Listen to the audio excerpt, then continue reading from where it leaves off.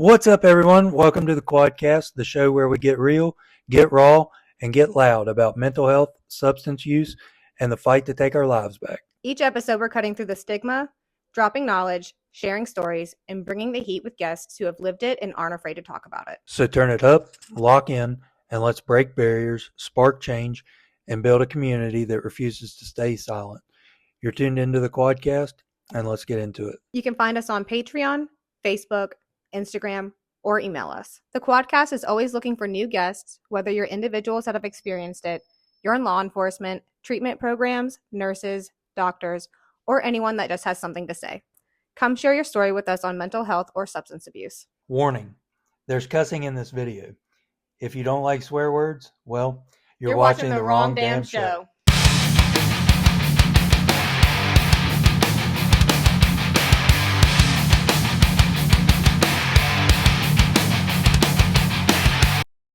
So let me kind of bring up even my group of friends around this time. Like, all of us had went down that same path. I mean, we had all kind of started partying because it was fun, you know. The same influences. Yeah, I mean, it was just a good time.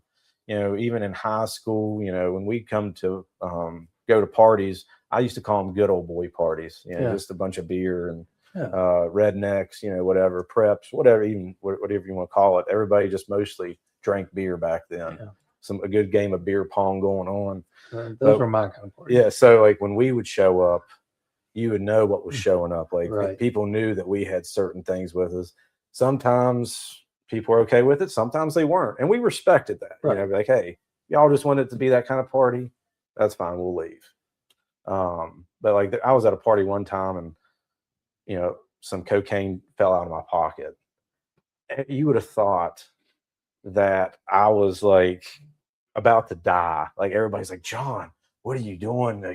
Like, you know, this is cocaine. I was like, guys, it's not even that much. Like I just brought a little bit to party. Like, they're all worried sick. Yeah. And you're like, oh, it ain't that much. Yeah, like but you know, that's just the kind of parties that used to go. Now I think it's the complete opposite. Now I think it's just weird, probably, from what I've heard, if you just bring alcohol to a party in that age group. I don't go to parties anymore. Yeah, so that's what all I can tell you is from hearsay. But anyways, around that time, that's the way. But so fast forwarding back to my friends, they were all strung out too. They were, you know, at that point we're all adults, you know, 20, 21, and they were in and out of rehabs. Some of them got picked up, already doing jail, prison stints, and the ones that weren't like me, we were still strung out. How did you look at rehab through that period? Like, did it have a stigma to you at that point? Yes. Now, I will say a good bit of pride came into this looking back, but at that time, I did not want anything to do with rehab. Another good story, side note, I went up to my parents' house, and now this was after I'd done lost my job. Kind of like I said, same time period we're talking about. Everybody pretty much knew that I was strung out. Everybody in my family, the community, whatever. How did they look at you? They didn't want me around too much. Now, in their defense, sometimes when I was around, a $20 bill might come up missing, you know, and stuff like that. But my dad had gotten our family pastor in the church that they still went to meet me at the house. He said he needed me for something one day, but it was pretty much like an intervention kind of thing. And catch you off guard. Yeah, he got Gerald, the pastor, to come. Super nice guy. I mean, you can't beat him as a pastor. You could tell he really cared about people. Sure. And they were both sitting there, and they'd already set up a bed for me at this rehab center. You know, it was like a free, you know, kind of center. And I mean, all I had to do was go. Same thing that you would see on like the show Intervention. Like, right after that, you go. And I can remember looking at the pastor and telling him, I'm sorry you wasted your time. Really? And I just walked out. Yeah. That was my mindset then. Sure. But you weren't ready for that. Yeah, that's what, and that's how I looked at it. I was like, man, you just wasted your time trying to talk me out of this lifestyle. Like, but yeah, so, all my group of friends, there was a moment, even that my girlfriend at the time, she came by, and like, she pretty much had a talk with me. She's like, I know something's going on. She's like, I'm tired of you lying to me. This is where we need to start telling the truth. Not that you hadn't been lying for the last however many months. Exactly. That's what, and she's like, I'm sick of it. Like, I want the truth now. She's like, I want to help you. I'm not leaving. I want to help you. She's like, but if you don't want to tell me the truth and work on this, I am leaving. And I'm telling all this was happening at the same time. It's a lot on a brain that's not even really functioning. I mean, and like, that's like, and even in one of the videos I mentioned, like, that's the kind of stuff, like, that point, I did not like who I was. Right. I didn't. I did not like what I'd become, but I was already so far down this road, I didn't see any way to turn around. So there's a road outside of White Sulphur that I would frequent a lot when I would be smoking or something. And right along, like, every 10 feet is a big old maple tree.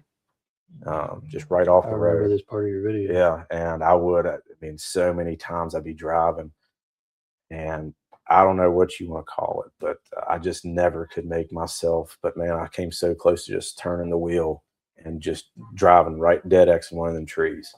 Because that would have been the easier option. That's what, I mean, I was going through so much, I call them like mind games. We had so much mental confusion, if you want to call it confusion, but just turmoil. Yeah, that's what I mean. And you're both worlds that you were living were both crashing down. And I never did. I never did do it. But it was. I mean, I would take that road just about every other day, and it would. And now, like, looking back, I look at it from a spiritual standpoint. Like, that's just literally spiritual warfare from Satan, wanting to.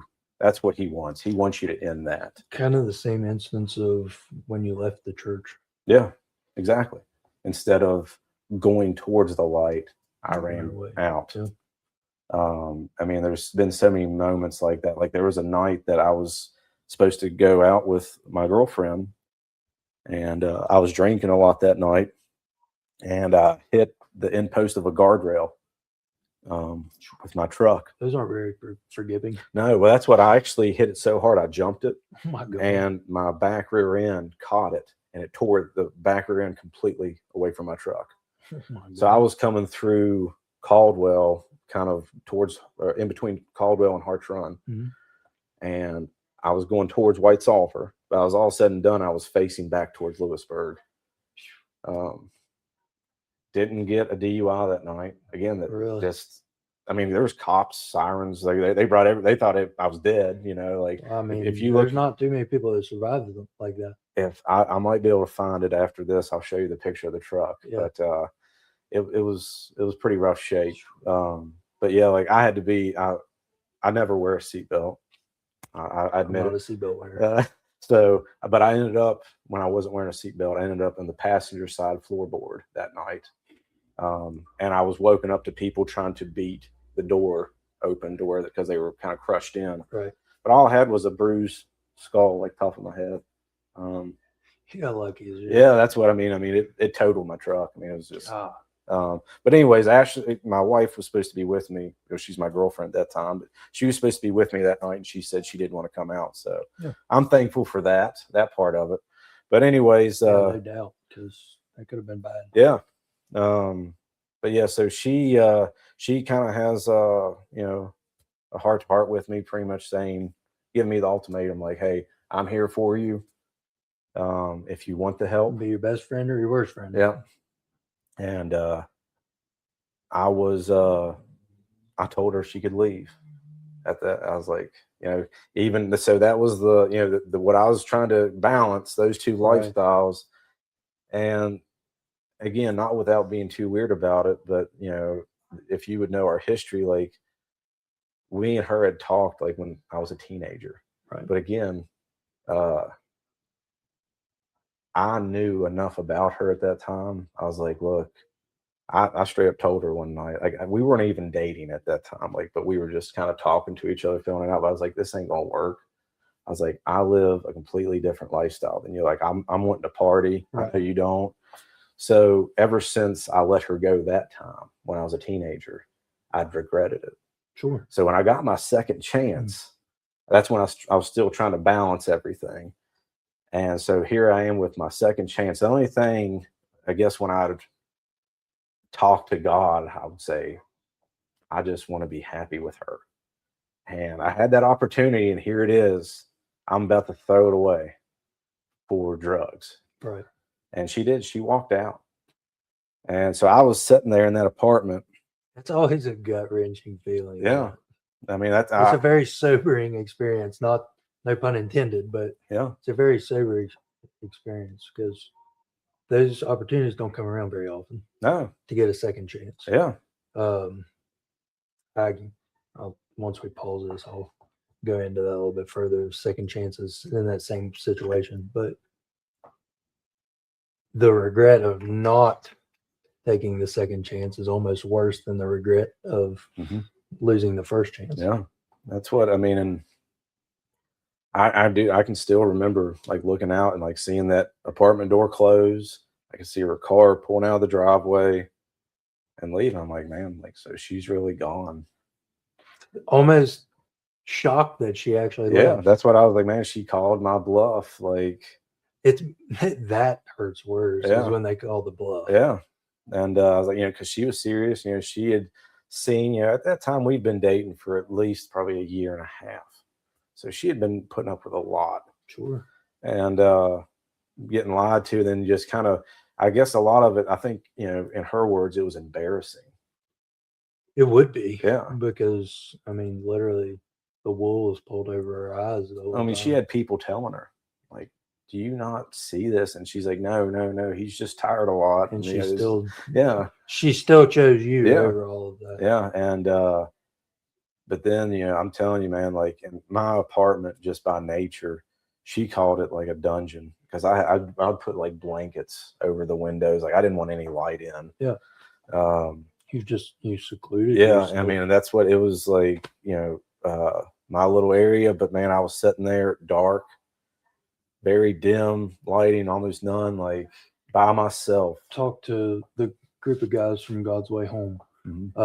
They kind of converse between themselves, but like how people that they knew that they tried to get people out of situations and how they lived on the street. Like even a cardboard box was nice at that point. Like half burned down houses were nice at that point. Like what we would consider now as unlivable conditions were nice. Yep. Not saying that the place that you had was bad. But you horrible. made it a dark cave. Yeah, that's what I mean. And I'm telling you, man, that's the loneliest I've felt my whole life was right in that moment. Because again, all my friends were pretty much gone. Right. And everybody I used to party with, they were gone.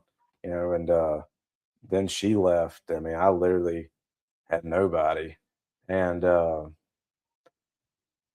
it seemed like forever. Like I sat there. But I think if you ask her, she may have made it 10 minutes away. And I called her.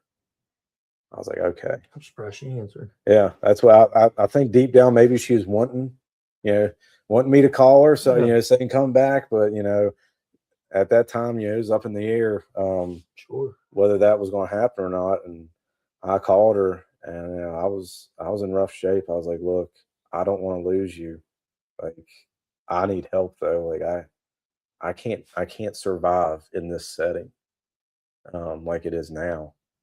And at that time, she had access to some property that, she had owned already, and it had a little farmhouse. I mean, when I say little farmhouse, little old wood stove in it, and outside of white sulfur. And she told me, she's like, look, she's like, you can move up there and live up there, and she's like, yeah. And she even ended up staying up there with me to keep an eye on me while I was detoxing.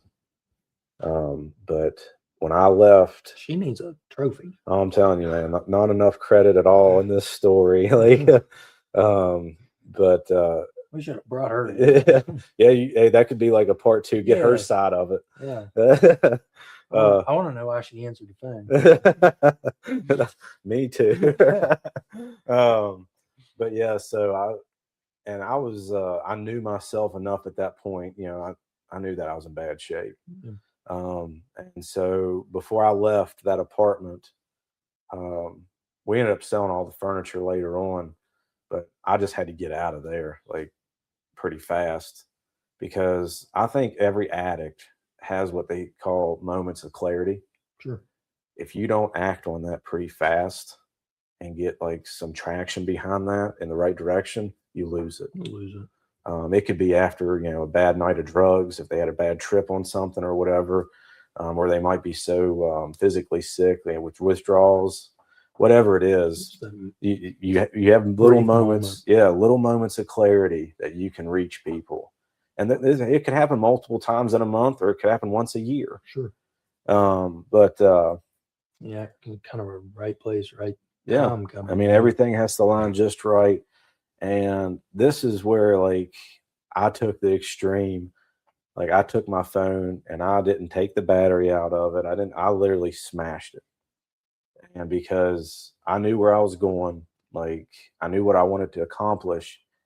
And not only like people, in the drug world, they'll call you and say, hey man, I got this and this, hit me up if you ever need anything. I didn't trust that. Most definitely, I didn't trust myself to reach out to people. Right. That was the biggest thing. So especially in that moment of detoxing. Yeah. So I smashed my phone and I go. And like, I was up there, and I would stay busy doing different things, because you gotta do something. You just can't sit there and look at the wall. So I would like work on a barn, do like, walk through the woods a little bit, clear brush around the property. I'd stay busy. But the mental part, the physical part really wasn't too bad. I mean, it was rough, but nothing that I would call, I couldn't stand. But the mental part, that's what the worst part for me was literally the same thing that I said earlier, is I just moved locations. I'm still thinking about it all the time. Right. And I'm like, man, like, so that's when I started kind of looking into, like, the whole addiction thing. And, people, a phrase that I heard a lot was, once an addict, always an addict. I've heard that before. That terrified me. I was like, man, you're telling me this is what the rest of my life is going to be like this? Like, because it didn't ease up any days. Like, I went, like 1 week, 2 weeks, like, but it would never cease at all. Like, I'd go to sleep, I'd get a little bit of peace when I was sleeping. When I'd wake up, it was right back to the right same back. thing. And that went on for like 3 months. And again, sober, I was good. But there was one night I remember I couldn't sleep because all the stuff in my head. And I mean, it was just too much. Like, I was just like, I can't do this anymore. I don't, I'd gotten up to like 3 months sober. That's a big deal. Especially for where you were. In your addiction. I was like, you should be halfway be able to celebrate at that point. But I couldn't, because I was still miserable every day. So I was to the point where that night, I mean, it was late. I had it in my mind. I was like, and I don't know whether I had a vehicle at that time. I don't know. But I can remember thinking, if anything, I can walk out of this holler and get back into town within probably 30 minutes. It's just in walking Yeah, distance. exactly. You're like, those were country miles too. As the crow flies. Yeah. And, but I was like, it was going through my mind, like, I'm going to throw all this away. I cannot do this anymore. Ashley deserves better than that. Like you were in self-destruct. Yeah, I was like, I can't do it anymore. And I promise you, I guess inherently it was something, or instinctively, it was something that from my upbringing, I started praying. I'm like, maybe it was bottom of the barrel kind of thing, the only option I had left. Because I wasn't doing rehab. I wasn't doing any of those programs. I knew that. So I was like, you know what? That was probably the most sincere prayer I've probably ever spoke to this day. It was literally a conversation between me and God that I was a horrible human being. I had done a lot of things wrong. I had not lived any way that a person should. I'd hurt a lot of people. And I was sorry for that. And I would try to make all that up. But I'm going to put my trust in Jesus. I'm going to start following him. And I'm going to see where that goes. And so I said that prayer. And it was almost immediately, like, I was able to go to sleep. Like, immediately. Yeah. I mean, and it was like a peace.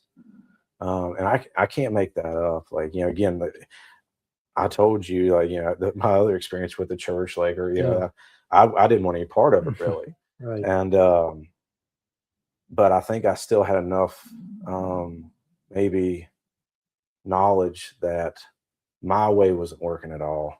And my way was about to end bad. Because you said 3 months in. Yeah. And you were at that point still willing to throw it all away. Yeah. Because of the mental anguish, I guess you could say. Yeah. And so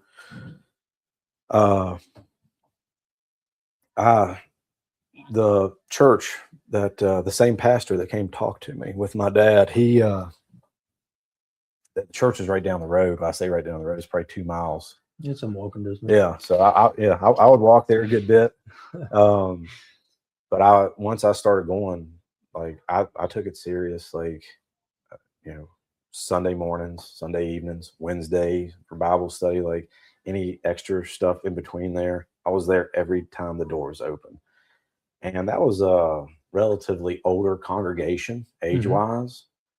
No ex-drug addicts in there to help me with, figuring it out or anything. Not that I wanted in there, but there was just nothing there. These were very nobody to really relate to. Yeah, a bunch of boomers in there. That's all, that's what it was. And but they were super great. Like I can't emphasize enough that these people that were mostly retired, that knew nothing about, my situation, or knew enough to help me. They knew my situation. Right. And, but they were so welcoming to me, and like, they would encourage me so much. Like, it's so crazy. Like, I looked probably just as rough of it as I do now. Like, not something, just again, a little bit skinnier, because I was on like the pill diet. Yeah. I didn't eat that much then, but I was still coming out of that. So I still was probably, I'm like 200 pounds now. I was probably like 135 at that point. Wow. But anyways, again, no similarities at all, but these people, they would just pour into me, and the church term is disciple me. Yeah. And it was so encouraging. And I mean, I dove into the Bible and started, reading stuff for myself. And even when I was at the house, like, by myself, I would, pray over scripture. I'd read it. I mean, I was a sponge, and it was great. Like, but it was beneficial. Yeah. I mean, a complete difference than the first 3 months. Right. And then I ended up getting a landscaping job. And the first, I guess I would say, trial that I ran into, because again, I was still living in my own little world up in the woods. Right. Church, home, church, home, church, home. That's all. To and from. Yeah, that was easy. No detours. Yeah. And so then I started working again. And because then that's when I kind of start mending a lot of things. I would work, I would try to pay people back that I owed money to, that I'd ripped off, or I was trying to right a lot of wrongs, make your amends. Yeah. And through that process. So before that, though, again, in that landscaping business, you got paid every Friday. Mm-hmm. It was a paper check, whether you wanted it deposited or not. It was a paper check. At that point, I would have probably preferred deposit, right. Just to keep it. But I did not even know about that struggle that was about to come. But I got my first check in my hand after I started working, and I'm telling you, man, it was almost instant. And the mind games came back, like, hey, if you go cash this, after all that, they came back still. If you go cash this, there's probably 3 people within a mile radius that will still deal to you. And again, I knew enough by that point about spiritual warfare and stuff that I knew that was Satan trying to trip me up again. And I was more equipped than I had ever been to deal with anything like that. So I started praying. That's the only thing I knew how to do, sure, or what to do in those situations. So I started praying for God to help me, give me strength through this. Just let me get this home or to the bank. I was like, please just help me through this. And I would say amen. It'd be done. And that would happen a few times. It just wasn't a one and done thing. Right. It would happen every other week, whatever. But constant. Yeah. I mean, constant every Friday, every other Friday kind of thing. Like I knew it was coming. It was like an appointment. But that was an appointment that you had prior to all of this. So it was almost like a normal routine. Mm-hmm. But therefore, there was one, and I can't tell you how many times it had happened before that, but there was one Friday that it didn't happen. And it hasn't happened since. With no explanation. No, and that's what, I'm done. My explanation would be that Satan, he tried. He gave up. He tried. And then finally he's like, okay, I'm going to find something else to slip this guy up with later on. Or somehow he's like, but this ain't working. That's my explanation. But it makes sense. But with that kind of going into, this is where I kind of like to tell people, like, on the mental part of it, because let's go back to that saying, once an addict, always an addict. There are groups of people that they believe that. Absolutely. They believe that they were always going to have to deal with it. They're always going to be an addict of whatever. And that's very damaging, in my opinion. Now this is where I had to come with, my kind of point of view on it. Was I was telling you, like, when I would read scripture, mm-hmm. and it says, in the Bible, that once I accept Christ, I'm a new creation. It even goes on to say that the old has passed and the new has come. If I walk that out like that, the way I interpret it is like, hey, I'm not that guy anymore. Right. I don't have to. I'm literally a new creation. I got to overhaul, and like what do they call it? Home makeover. Yeah, there you go. From top to bottom, like I'm restored. Yeah, exactly.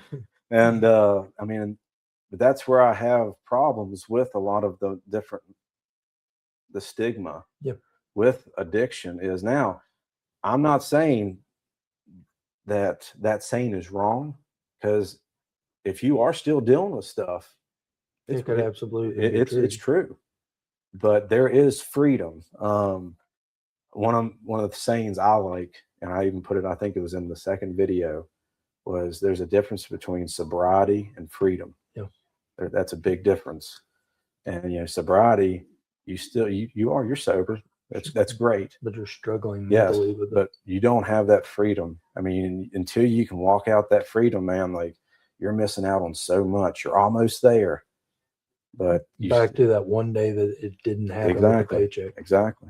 Once you get to that point, that's when the freedom starts. Yeah, I mean, and that's what, and I would never lie to anybody about anything remotely like this. I don't, like, you could stick me in the worst neighborhood, a drug neighborhood, and wherever in the world, I would not be affected by one bit. Right. Like, I would probably be more worried about trying to fix Jesus into the conversation somewhere, rather than to help. And trying to, rather than getting my fix, like that. Like, and even a lot of my friends still to this day, they still live down in Florida. They refuse to come back to Greenbrier County because they think it's a location. And now again, it's working for them. It's working for them. They're down in Florida, right? But still, you should not be scared of a location, because the problems are still down there too. I was going to say, I mean, the problem is anywhere you're going to go, especially now, the way the world is. But drugs are easy to access. Yeah. So it's not the place. Now, I've heard that from multiple people. Don't come back. Yeah. Don't come back. You have to go somewhere else and get away from it. But it's you, and it's the people you decide to involve yourself with and be around. Well, and that's what, and I try to be sympathetic towards everybody's different scenarios or situations. Like, in a sense, I left. I didn't go that far, but you went with them walking distance. I might as well have still been, or in some aspect, I might as well have been in Florida, because people didn't know where I went. Right. I still, to this day, I would like to know, because obviously we were talking about like cops knowing who does different things and whatever. I would love to know that conversation, like White Sulphur Police Department, like, where's John at? I mean, that's legit a conversation that would have been had. Yeah. Like, man, we ain't seen him for a minute. Yeah, like, man, like, start having to deal with somebody new, and like, you remember that John guy? Okay, so another cool little side story. So I'm going through White Sulphur, and again, I'm probably a year clean now, and going to church every Sunday, every time the doors are open, just living my best life. Like, you can't beat it right now. And in my world, I'm like, look, man, like, and of course I'm riding around. I don't have to worry about nothing being on me. Right. Now. Like, you don't have to worry about shit. You don't have to throw it out the window. That's a whole different type of freedom. and aside from the other type of freedom. Yeah, exactly. Like, so I'm going through town, and blue lights light me up. I'm like, man, I was like, God, are you serious? I'm like, man, I'm doing everything I need to be doing. Like, why? And so the cop pulls me over, and I already had everything ready. He's like, oh no, I don't need that. He's like, there's a problem with a younger man in the community. He's like, can you he has drug problems. He's like, can you talk to him? Really? Yeah. I was like, man, you mean I'm getting pulled over by the cops for help now? Well, don't the table turn. Yeah. I mean, so like just little instance like that, and even like the cop, there was I don't know how much detail I went into earlier, but the cop, he hated me. He pulled me over. It might have been, it was shortly after that. Oh, Jerry Smith. No, Jerry pulled me over a few times too. You're naming all of them, but I'll think of it eventually. But I'll tell you his name after. Probably Hoppy. Was it Hoppy? No, he never did pull me over. No. All right. I'll wait till after that. But yeah, so I'm going up to church. I actually talked one of my old friends into going to church with me, which that's what I was all about. Like trying to help them. I was helping that one person. And I get pulled over for speeding. I'm like, dang, go on it, man. And it was that cop. I was like, man, I'm getting a ticket. I'm getting a ticket. And he comes, he's like, hey, where y'all heading? I was like, I just want to church. He's like, He probably didn't believe a single thing that came out of your mouth. Well, and I mean, I guess at that time I might have had like my Sunday best on a little bit. I think it might have, he might have like looked at certain things. Like he's like, well, I mean, I think even my friend was like, had a button up on too. And he's like, well, here's your stuff back. Don't be late. I was like, man, getting saved can get you out of tickets. No doubt. But those are those little instances. Yeah. Like, obviously there was something different that he noticed. Yeah.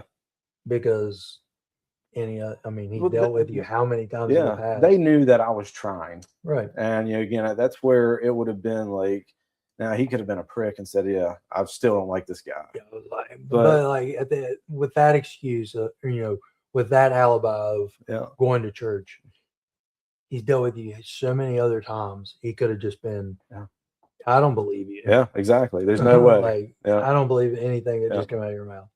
And, but yeah, I mean, that's the thing though. And, again, just to be a fly on the wall, man, they're like, man, do you hear like John's going to church now? Like, no. That would totally be a conversation to be had. But I've had many of those conversations. And, but yeah, so, let me try to get back on track here. So going to church, working, making money back. You just got that freedom back. Yeah. And so I started my own business, a landscaping business, and I was doing good with it. And what made you start that? Just a little bit more freedom to kind of be my own boss, creativity wise. I kind of had my own ideas how things should be run, and when you try to be respectful to who you're working for, they might do things a certain way, and you're like, but out of respect, you do it their way. But I had the opportunity to kind of ease my way into my own business, and I was almost like same track I was telling you about earlier. Like I had a lot of yards in the sporting club, things were good. Okay, I'm getting ahead of myself. Hit rewind. Yeah, let's not too far though. But so I ended up marrying my girlfriend at the time, my wife now. How we still never know why she. Yeah, exactly. But it was a good year and a half after I got clean and saved that I proposed to her and we got married. But we had our son. He was born in 2015, and my daughter was born in 2017. Okay. So at that point, she was a stay-at-home mom, which that was her dream job. Sure. So my job She's been putting up with you. Exactly. Yeah. She's been keeping up with you for too long. Yeah. I need a break. Yeah. I need a break with the kids. And so I done my very best to kind of help her achieve that. I got a job offer at the Greenbrier, planting the flowers on the golf course for the tournament and all that. Yeah. But it was a little bit more than that, but that was pretty much the majority. That was the chunk of my job, was to do that. I mean, it was like anywhere from 24 to 30,000 flowers every season. Too many. Yeah, exactly. A lot of drilling and a lot of planting, and so I did good at that job, and she was still, raising our kids at home and stuff. Everything's good. But I got, there was one evening and I was scrolling on my desktop computer and I came across like some different needs overseas. And that really just struck me that something that, I felt called to do. One of those instances. Yeah. And, but I didn't know how to even remotely do that. Like, I was like, I tried getting hold of different organizations. Nothing really seemed to fit. So I just kind of kept putting that on the back burner. I really did, but man, it never left. Like, it was crazy. It was almost okay, so let me give you a story. Like, we'd go to church and we would leave a normal conversation with me and her after church. We'd talk about the sermon, what we got out of it. Right. She'd be saying, "Oh, I really liked it, at this point or that point." She's like, "What'd you think?" And I would say, like, Africa. Like, that was on my mind. Like, I could totally different. Yeah, I could not get it out of my mind to go, like, help people. Right. And but anyways, through all that, like that went on for years, like 5 years. Really? Yeah. And I was still working at the hotel doing that, and then I got another promotion there. And instead of being over like a small crew, I was over like 21 guys. Again. And were you as cool now and then as you were before? No, definitely not as cool. Yeah, lost a lot of points actually doing my job and being that supervised, making a lot of the hard decisions. Yeah. Actually being that guy. Yeah, and but now this is the part where I always like to tell people that, and obviously I got a raise with all that. My wife was even more secure to stay home. Yeah. But I think sometimes, and this almost sounds like bad in the church world, but I think it's scriptural. I think sometimes we mistake God's blessing with Satan's blessing. Could see that. Like anytime you get a raise at work or something, they could say, or a new promotion, they could say, "Oh, wow, God's blessed you." Right. Sometimes I think that could be Satan too. Yeah, I could see it being that way. At that time, and now looking back, like getting that promotion, that took me further away from helping people. Right. What I felt God calling me to do. But I was trying to provide for my family. Right. So it was like, I can't turn it down. A blessing and a curse. Yeah. I mean, and it was almost like to the point where I was there so much. Like I wanted to do a good job. Sure. And as anybody. I had a mattress in my office because I would sleep there some nights because I'd be up designing stuff so late. Right. But I'd be like up designing like flower beds until 2 o'clock in the morning, but I had a crew of guys coming at 4 o'clock in the morning to start water. Right. So there's no point in me. At some point. Yeah, there's no point in me going home for that point. Right. So I might as well just sleep. It's not in walking distance. Yeah, exactly. Yeah, I'm crashing out here now. So, but I literally had a mattress in my office where I would sleep there, and I mean it was just like it was draining me. And then, not my faith never weathered or through that whole thing. But I was finding myself again working that much. I found myself not being present for the spiritual moments in my life, the church moments, or even at home praying with my wife or anything like that, or teach my kids any Bible lessons. I was busy providing. Right. Which looked at could be one of the devil's. Yeah, exactly. That's where, I mean, I honestly do believe that that kind of blessing. It was separating you from the spiritual side. I mean, well, now it was even separating me from my family, everything. And, but I think, again, I had enough spiritual maturity to see what was going on, but I didn't know how to stop it. So finally, I got fed up one day, and it was a multiple things. I think it was kind of building up everything. Now, this is where I don't try to sound too boastful, but there's no easy way to say this. Sure. Like, I was good at my job, but I was struggling in so many areas. Proud. Yeah. I mean, but there were so many things that were not, like, I was doing everything right and nothing was going right. I'm like, what is going on here? Right. And, I mean, it seemed like everything was just fighting me. And I would talk to my wife about it. And, again, I would just say, look, I mean, I cannot get helping people out of my mind. And I was like, and I'm not helping anybody. I'm not even helping y'all, like, or helping myself right now, spiritually or anything. And she's like, well, we'll just continue to pray about it and see what happens. And again, a lot of things have been building up there. And so one day I just came to the conclusion at work. I was like, I'm done. And I told my drug test involved this time. No, exactly. No, it was on my terms. I had a conversation with them, and I told them, I was like, I'm done. I gave him the option, I guess you could say, to for like a month notice. Like I was like, I can hang in for even a month or two, because it wasn't the easiest job to replace. But they accepted that I could leave right then, which I was okay with.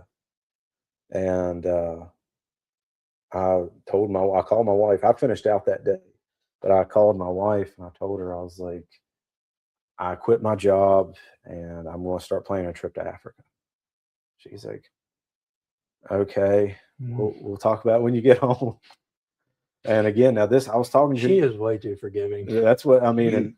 And so again, you got to remember, she's a stay-at-home mom. Like, so we don't have any income now, and just cut all that off. Yeah, and now again, a lot of people might look at that as irresponsible, but I think that was probably one of the best moves I've made in my life.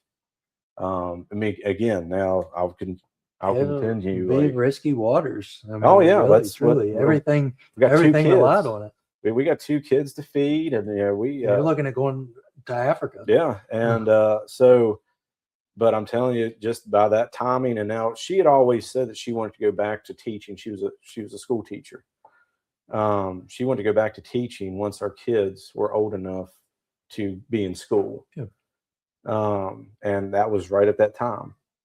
And like, you didn't think of that part though. No, that's what it sounds great though. Like I wish I would have done the math. Well planned. Yes, I wish I would have done the math on that and got credit, but I know. But she's actually the one that brought that up. She's like, well, look, she's like, here in the next 2 weeks, she's like, they're going to start taking applications for teachers for the next year, school season. And I was like, okay. And she got one. She got right back into it, and I was able to, and at that point I was very burnt out on the landscaping part of my life. I told her, I was like, look, I don't care what job I get. I was like, but I'm tired of managing people. Like, I just want to go to a place, be told what to do, clock in, clock out, come home. Just be a normal person. Yes, I just like I don't, because I had 2 phones with that job, and both of them. There was one, I think somebody actually has a picture of it. I'm talking on both of them, and like it was that bad. But anyway, so I ended up. That means you're too important. Oh, that's what I think people just complain too much. But anyways, I ended up getting a job at Food Line in White Sulphur. Okay. And now a lot of people, they think I'm crazy. But I always said my dream job was to stock shelves at Food Line. Not Walmart, not Kroger, Food Line in White Sulphur. Wow. I have no idea. It just seems like something that was very cool. I used to work at White Sulphur EMS, and I don't know if I ever seen anybody stocking shelves at Food Line. That's what I mean. I'm telling you, dude. And it was an amazing job. I got a job there. I mean, now going from a landscaping standpoint, where I work in all 4 seasons, right, to going into a controlled environment, that was amazing. You didn't know how to act. Yeah, that was amazing. Like, it was like a blizzard outside. I walk inside and it's like 70. I'm like, warm, and I get to work here for 8 hours. Like, okay, but and it was. Y'all are actually paying me. And now when I got that job, I made it very clear that to the manager, I was like, "Now look, I'm going to Africa sometime. I don't know when, but I'm going to be going. I'm going to be going like a month." So, and he actually said, he's like, "That's cool." He's like, "We just can't hire you as full time." He's like, "That's going to be full or part time." I'm like, "Hey, that's fine. Africa is my mission right now. This is just a little stepping stone." You had one thing on your mind. Yeah, I mean, I was very. At this point, it was a good thing. Yeah, I was one thing on your mind. Yeah, exactly. I was very driven towards that goal. And so then comes the aspect, we were talking about earlier. So how do I pay for a trip to Africa? I didn't even know anything about it. So I'd been talking to a guy on Facebook. And that's a wrap for today's episode of the Quadcast. Remember, breaking stigma doesn't stop when the episode ends. We're building a movement, and you're a part of it. Stay strong, stay aware, and stay connected. And this is the Quadcast, signing out.